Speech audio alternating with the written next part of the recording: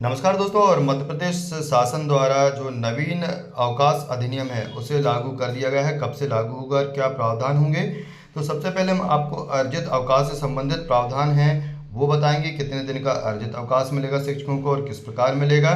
तो आप देख सकते हैं कि ये मध्य प्रदेश राजपत्र असाधारण प्राधिकार से प्रकाशित है और ये सोमवार दिनांक 24 नवंबर 2025 इसका प्रकाशन हुआ है। और ये कब से लागू होगा ये भी हम आपको बता देते हैं कि ये जो लागू होगा 1 जनवरी 2026 से प्रवर्त होगा। तो आप देख सकते हैं यहाँ पर कि आप देख रहे हैं यहाँ पर कि यह नियम जो है दिनांक 1 जनवरी 2026 से प्रवर्त होंगे।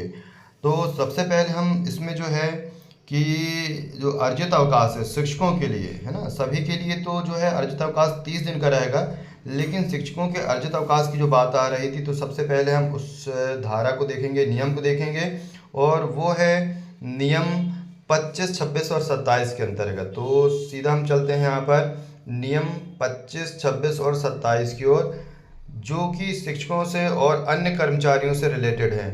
तो ये बाकी की पूरी जानकारी अलग अलग वीडियो में आपको दी जाएगी।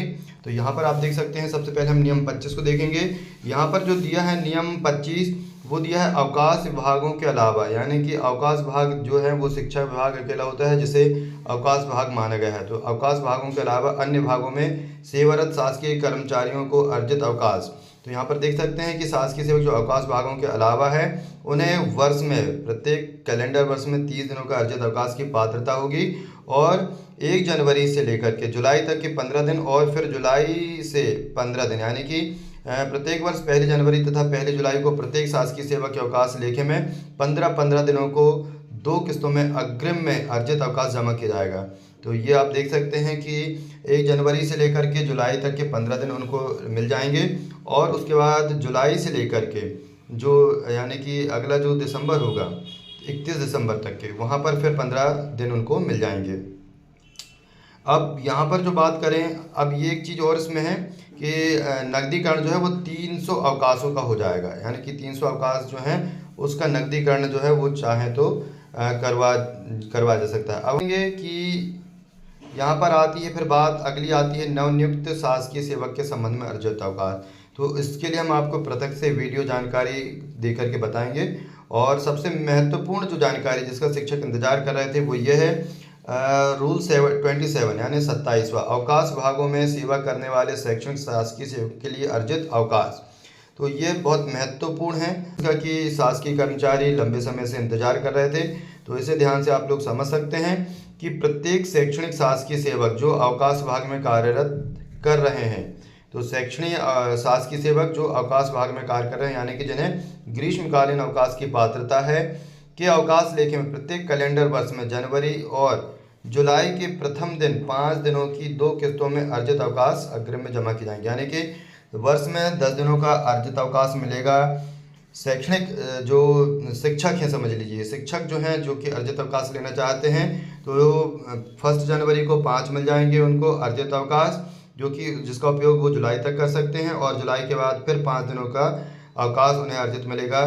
ये 2 किस्तों में अर्जित अवकाश अग्रिम में जमा किए जाएंगे।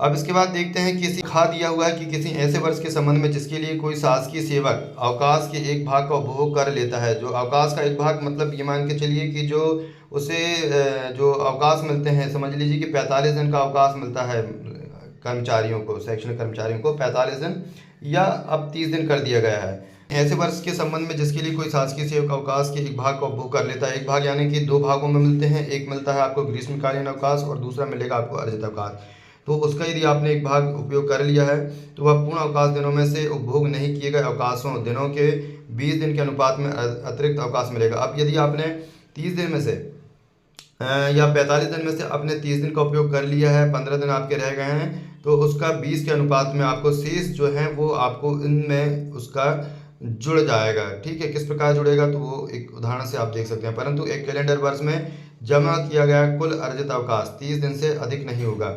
लेकिन ये जो अर्जित अवकाश है वो 30 दिनों से अधिक नहीं होना चाहिए, परंतु यह कि उपयुक्त हेतु विश्राम अवकाश की अवधि में से न्यूनतम 10 दिवस कार्य करना आवश्यक है। जैसे उदाहरण है अवकाश दिवस में सेवा करने वाले शैक्षणिक संवर्ग के शासकीय सेवा के पूर्ण अवकाश के दिनों की संख्या यदि 45 दिवस है एवं भोग नहीं किए गए दिवस की संख्या 15 है, यानी कि 30 दिन उसने जो है अवकाश ले लिया है। 15 दिन यदि वो किसी शासकीय कार्य में रहा है, शासकीय कार्य उसने किए हैं, तो ऐसी स्थिति में अवकाश दिनों के 20 दिन, यानी 20 दिन जो शेष बचते हैं, मान के चलिए सभी को 30 दिन का मिलता है, तो 10 दिन तो वो दे दिए हैं यहाँ पर पहले से भाग ने, अब बचते हैं उसके 20 दिन।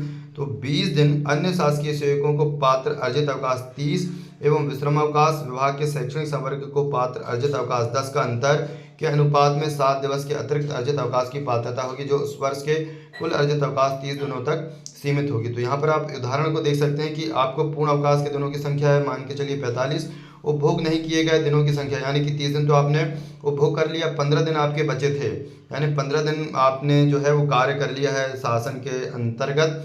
अब आपको है कि कितने अवकाश मिलेंगे, तो 3 अर्जित अवकाश 20 दिन, यानी तीसरा जो क्रम है अर्जित अवकाश का 20 दिन के अनुपात में पात्रता। 10 दिन तो आपको पहले से मिल गया, अब 20 के अनुपात में जब आपको वो मिलेंगे तो वो किस प्रकार मिलेंगे, वो इस प्रकार मिलेंगे कि 15/45 यानी 15/45 और गुणित 20, क्योंकि आपके जो अवकाश थे वो समझ लीजिए कि 10 आप ले चुके थे और 20 के अनुपात में अब ये 15 दिन में से आपको मिलेंगे। तो इस प्रकार यदि आप इसको मल्टीप्लाई करेंगे, डिवाइड करेंगे, तो आप देख सकते हैं कि 7 दिन आ रहे हैं, तो 7 दिन पूर्णांकित होगा।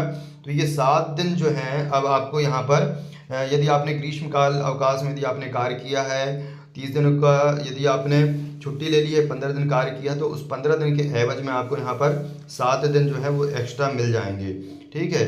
और फिर गा क्या है, यदि किसी वर्ष में किसी शैक्षणिक शासकीय सेवक ने अवकाश का उपभोग नहीं किया है, अब आपने यदि मान के चलिए कि 45 दिन आपको जो मिले थे उसका उपभोग आपने नहीं किया है, तो यदि किसी वर्ष में किसी शैक्षणिक शासकीय सेवक ने अवकाश का उपभोग नहीं किया है, तो अर्जित अवकाश खंड का और खा के बजाय नियम 25 के अनुसार होगी। अब क्या है कि यदि आपने 45 दिन का यहाँ पर उपयोग नहीं किया है, तो आपको 10 तो वहाँ मिल रहे थे वो, और साथ में आपको 20 ही, यानी कि अब आपको टोटल 30 अवकाश मिलेंगे। स्पष्टीकरण, इस नियम के प्रयोजन हेतु वर्ष का अभिप्राय उस कैलेंडर वर्ष से नहीं लगाया जाएगा जिसमें ड्यूटी की जाती है, बल्कि विश्राम अवकाश विभाग में 12 महीनों की वास्तविक ड्यूटी से लगाया जाएगा।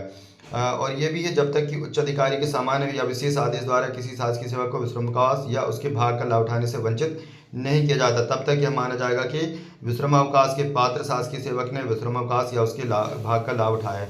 तो सीधा सीधा ये है कि अब हम यहाँ पर नियम 25 देख लेंगे, का और खा के बजाय नियम 25 अनुसार उसे लाभ मिलेगा। अब नियम 25 क्या कहता है उसे हम एक बार चेक कर लें, हालांकि हम इससे पहले भी देख चुके थे नियम 25 क्या लिखा हुआ है, ये देखिए। अब नियम 25 में ये है कि अवकाश विभागों के अलावा, यानी कि ये आपको फिर जो अलावा है अवकाश विभाग के अलावा उस प्रकार का लाभ मिल जाएगा। यहाँ पर पहली पंक्ति में आप पढ़ लीजिए, का में 25 एक काम है कि शासकीय सेवक जो अवकाश विभागों के अलावा अन्य भाग में कार्यरत हैं को प्रत्येक कैलेंडर वर्ष में 30 दिनों के अर्जित अवकाश की पात्रता होगी। यदि आपने ग्रीष्मकालीन जो है अवकाश है वो उसमें पूरे में यदि आपने काम किया है, तो आप एक वर्ष में 30 दिनों का अर्जित अवकाश पाने की पात्रता रखते हैं। और यदि आपने 45 दिन यदि अवकाश ग्रहण कर लिया है, तो आपको 10 जो अर्जित अवकाश हैं 2 भागों में वो इस प्रकार मिल जाएंगे। तो अर्जित अवकाश जो शिक्षकों को मिलना था किस प्रकार मिलेंगे, और इससे संबंधित और भी वीडियो हम आपको लेके आएंगे, जिससे कि आपको ये क्लियर हो सके कि किस प्रकार आप अर्जित अवकाशों के लिए आवेदन कर सकते हो, किस प्रकार आपको ये अर्जित अवकाश मिल सकते हैं। तो इस प्रकार की जानकारी के लिए चैनल को सब्सक्राइब कर लें, वीडियो को लाइक करना भूलें। धन्यवाद।